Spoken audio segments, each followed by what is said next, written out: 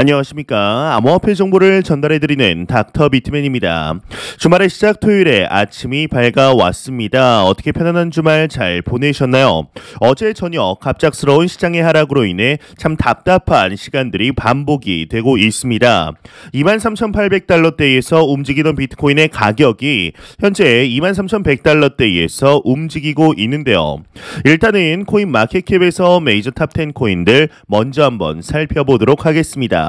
네, 일단 시가총액 1위의 비트코인을 보게 되면 전날 대비 3%가량 하락한 23,159달러대를 나타내고 있습니다. 이외에 이더리움은 2.44% 하락하며 1,600달러대를 나타내고 있으며 6위 XRP도 3.05% 하락한 0.37달러대를 나타내고 있는데요. 비트코인의 더미넌스, 이더리움의 더미넌스 각각 살펴보게 되면 41.1%, 18.5%를 나타내고 있습니다.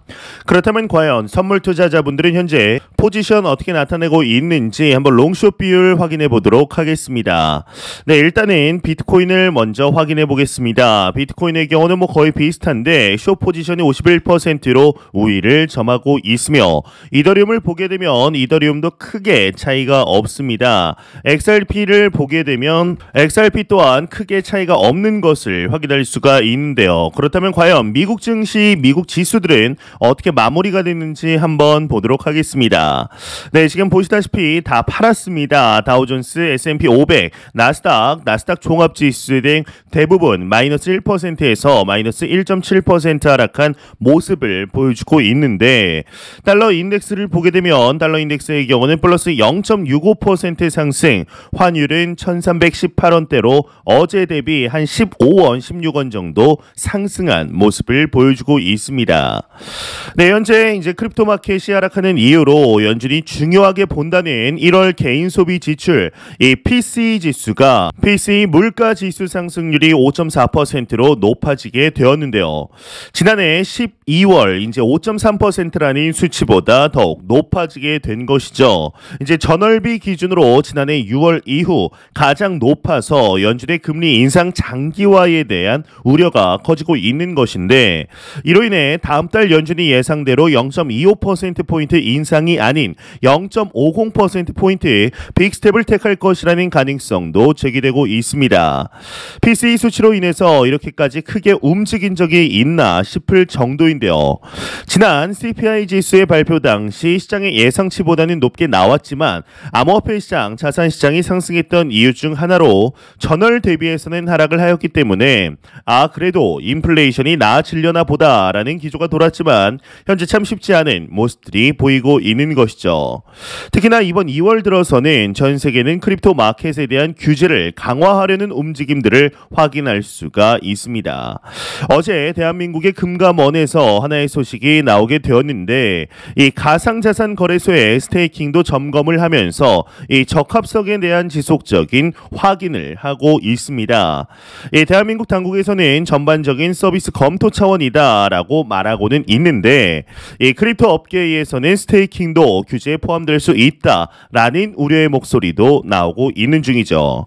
우리나라의 현재 증권 가이드라인을 보게 되면 오히려 미국보다 인정 범위가 좁다라는 말이 나오며 만약 대한민국의 증권 가이드라인보다 미국이 더욱 넓은 범위를 허용하게 되면 다시 개정할 것이냐라는 목소리가 나오는 등 이 규제에도 혼선을 빚고 있는데요. 너무 급하게 정하고 있는 것이 아니냐라는 것이죠. 이는 미국의 SEC 이 증권거래위원회의 영향을 받은 듯한 모습들을 보이고 있는데 미국을 중심으로 대부분의 국가들이 크립토 마켓의 규제에 대해서 포커싱을 하고 있는 상황 속에 이와는 다른 움직임을 보이는 국가가 있습니다. 바로 홍콩입니다. 이제 홍콩이라고 쓰고 중국이라고 말해도 무방한 현 상황인데요. 특히나 2월 들어서 홍콩이 암호화폐 시장에 대해서 멍석을 깔게 되면서 배후에 있는 중국 자본의 대거 유입을 통해 이 크립토 마켓이 다시 한번 상승할 것이라는 기조가 돌고 있습니다. 지난 2021년 5월 중국이 암호화폐 채굴 전면 금지라는 슬로건을 내걸며 중국 내에서 대규모 채굴이 중단되었을 때 하루 만에 50% 이상 하락하는 모습을 여러분들도 기억하시리라 생각합니다. 이제 이때 당시 참 무서울 정도로 하락을 하게 되었는데 지금 보시는 차트는 중국의 암호화폐 주요 규제 히스토리를 비트코인 차트와 함께 나타낸 차트입니다. 이제 수년에 걸쳐 중국 정부와 당국은 암호화폐에 대해 일관적이면서 엄중한 정책을 펼친 것을 알 수가 있는데요. 암호화폐 공개 ICO를 금지하고 거래소와 채굴장을 폐쇄하면서 전방위로 암호화폐 시장을 압박하였습니다. 이제 흥미로운 점은 중국 정부가 2017년 9월 거래소 폐쇄를 요구한 지 4년이 흘러 이 2021년 12월에 비로소 중국 내 암호화폐 거래소 영업을 중단했다라는 점인데요. 이는 사실상 일당 독재인 중국조차도 암호화폐 시장을 박멸하는 것은 쉽지 않았다라는 사실을 보여주게 되는 것이죠. 2021년 중국의 암호화폐 규제가 탄압으로 변모하자 큰손 채굴자들은 중국을 떠나 미국, 카자흐스탄 등 암호화폐 친화 정책을 펼치거나 전기세가 저렴한 국가들로 뿔뿔이 흩어지게 됩니다. 이 중국에서는 암호화폐만 뺀 블록체인만 지금 남게 되었죠. 그로 인해서 비록 중국인들은 코인 매매는 못해도 정부가 한껏 힘을 실어주는 블록체인 굴기 덕분에 민과당 모든 영역에서 블록체인 산업이 빠르게 발전할 수 있었습니다. 그렇게 반암호화폐 친블록체인 기조가 뿌리내린 지 현재 만 2년이 지난 상태입니다. 3대 글로벌 금융허브이자 이제는 중국 공산당이 완전히 지역행정 주도권을 잡은 이 홍콩에서 또 다른 상승장의 씨앗이 꿈틀대고 있습니다. 실제로 홍콩에서는 지난 1월 아시아 최초로 비트코인 선물 ETF 상품을 출시했으며 벌써부터 올해 2분기 내 비트코인 현물 ETF 상품이 출시된다라는 전망까지 나오고 있습니다. 암호화폐를 탄압했던 중국이 홍콩만큼은 암호화폐 시장을 형성하는데 용인을 해줬다라고 해석할 수 있는 것인데 이 홍콩에 상장된 삼성 비트코인 선물 액티브 상장 지수펀드 즉 ETF는 시카고 상품 거래소 CME에 상장된 비트코인 선물 상품에 투자해서 비트코인 현물과 유사한 투자 성과를 얻고자 하는 상품입니다. 이 상품을 통해 비트코인 선물에 투자하고 싶은 아시아권 투자자들은 이 아시아 시간대에 맞춰서 편리하게 투자할 수 있게 되었죠. 이 홍콩에서 시작된 암호화폐 훈풍은 이제 여기서 그치지가 않았습니다. 지난 1월 홍콩 현지 매체에 따르면 홍콩 의회가 암호화폐 거래를 소매 투자자들, 개인 투자자들에게 허용하는 법안을 통과시켰습니다. 예, 현지 금융기업들이 개인 암호화폐 거래 라이센스 승인을 받기 위한 절차 준비에 들어가게 되었는데요. 사실 홍콩에서는 이미 전문 투자자나 100만 달러 수준의 유동자산을 보유 중인 개인들만 암호화폐에 직접 투자가 가능합니다. 다만 까다로운 조건 없이도 개인들이 암호화폐를 직접 투자할 수 있는 개정안이 지난해 이제 12월 홍콩 의회에서 통과가 되었는데 그 개정안이 올해 2023년 6월 효력이 발동됩니다.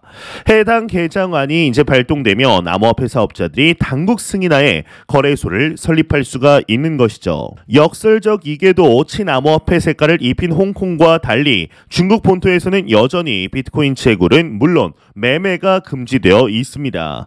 오직 크립토시티 건설, 블록체인을 활용한 전자화폐 결제 시스템 개발, 이 젊은 세대들의 블록체인 창업 붐 등 관련 산업만 부흥시킬 뿐이죠.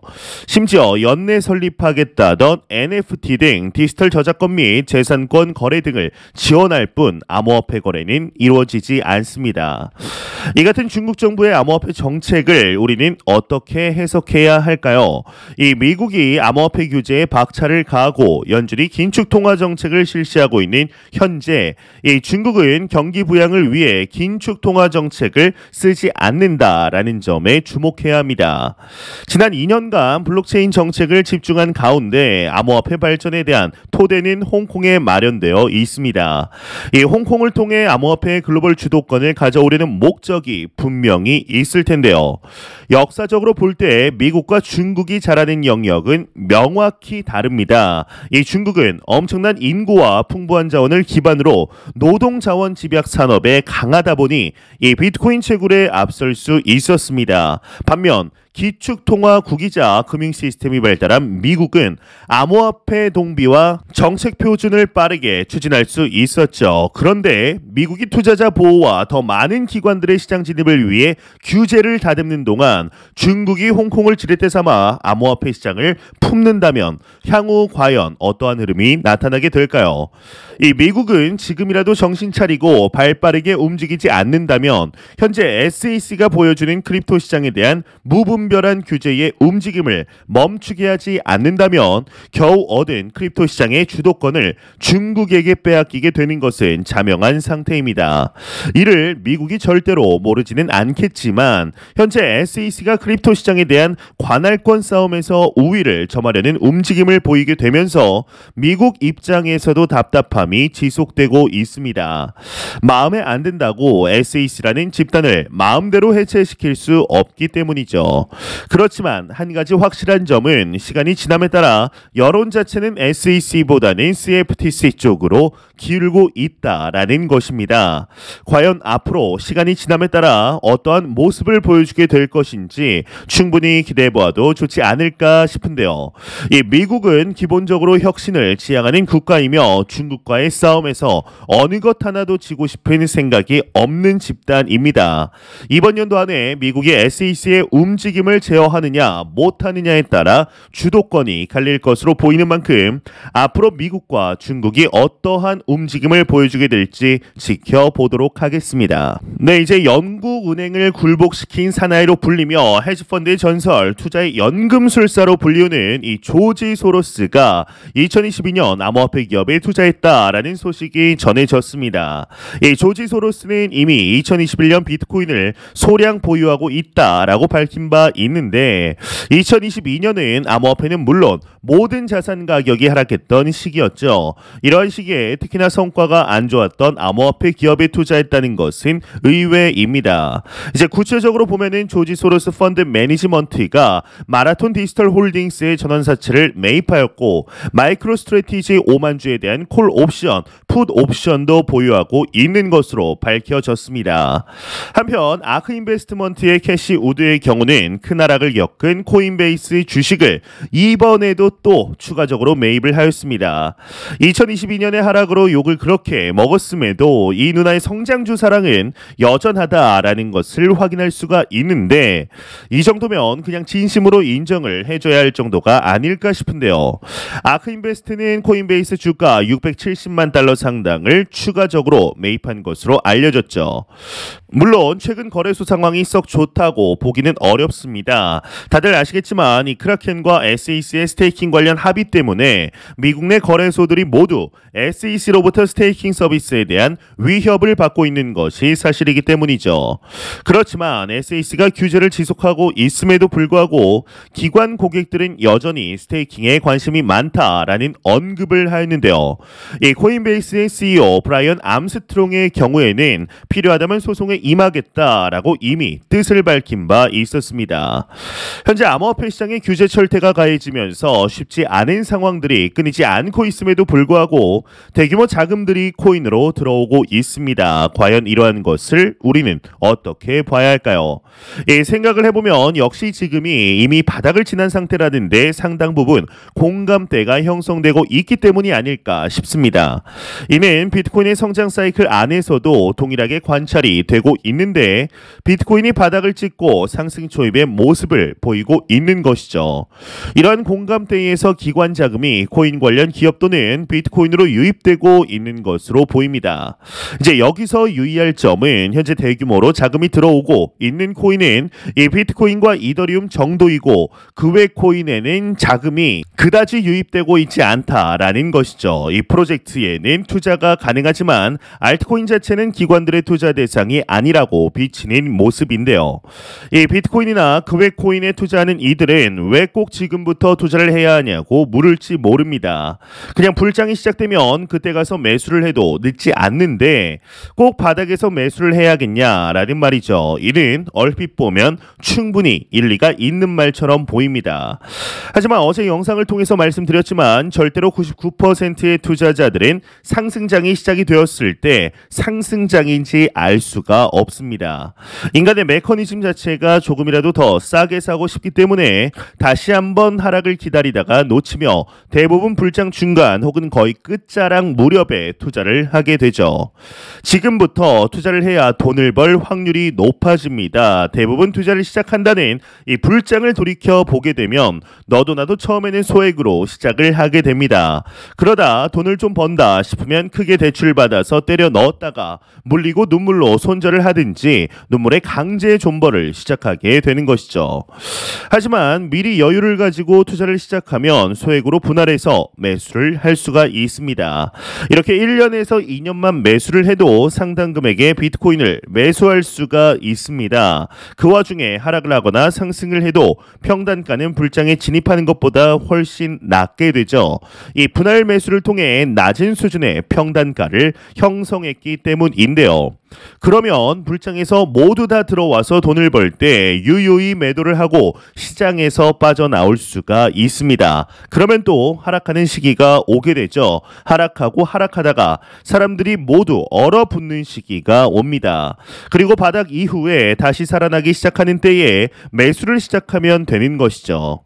이렇게 미리 투자를 하는 사람만 돈을 벌 수가 있습니다. 단순히 코인의 변동성이 커서 돈 벌기 쉽다라는 말을 하는 사람은 이런 경험이 아예 없는 투자자일 가능성이 농후한데요. 이제 크립토 마켓은 절대로 단기적인 시각으로 바라보시면 안 됩니다. 매 영상 반복해서 말씀드리지만 절대로 단기적인 시각이 아닌 장기적인 시각으로 또한 오랜 시간 동안 함께 할 수 있는 여유 자금을 통하여 투자를 진행하시길 진심으로 바라해 보겠습니다.